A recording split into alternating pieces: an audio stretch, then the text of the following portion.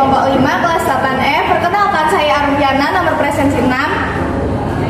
Saya Sofian Ramadhani, presensi 31.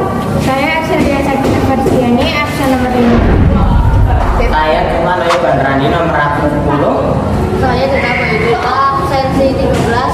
Di sini kami ingin menjelaskan tentang hukum Archimedes dan hukum Pascal.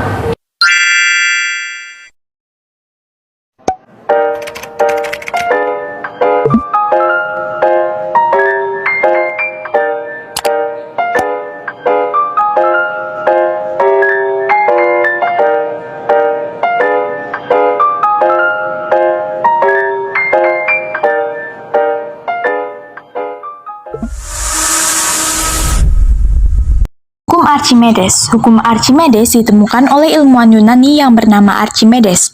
Hukum ini menjelaskan hubungan gaya berat dan gaya ke atas pada suatu benda jika dimasukkan ke dalam air.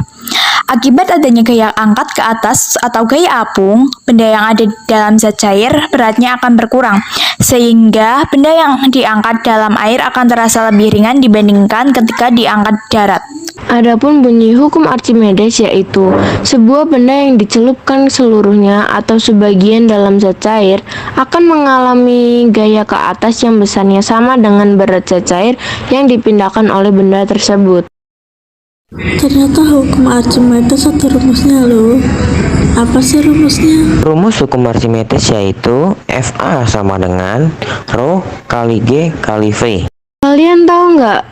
Dalam hukum Archimedes ada 3 keadaan ketika benda dicelupkan ke dalam zat air loh. Apa saja ya kira-kira? Mari kita bahas bersama ya. Yang pertama yaitu tenggelam. Keadaan ini terjadi ketika posisi benda selalu berada pada dasar tempat zat cair berada. Kondisi ini terjadi saat massa jenis zat cair lebih kecil daripada massa jenis benda. Contohnya adalah ketika besi atau batu akan tenggelam jika dimasukkan ke dalam air. Yang kedua yaitu melayang. Keadaan ini terjadi jika massa jenis zat air sama dengan massa jenis benda.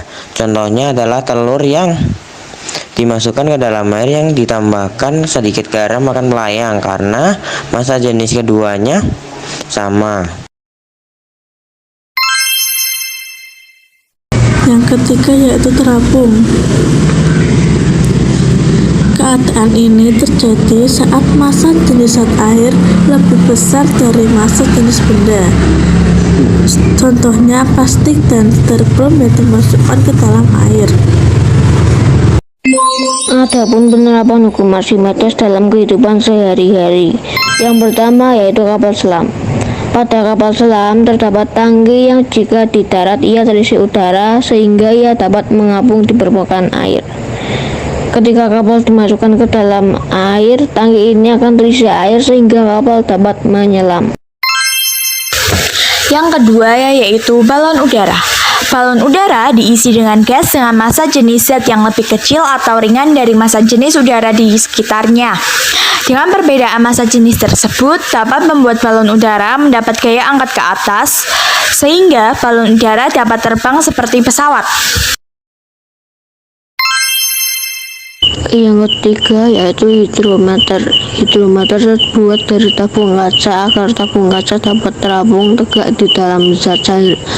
Pada bagian bawah tabung dibebani butiran timbale.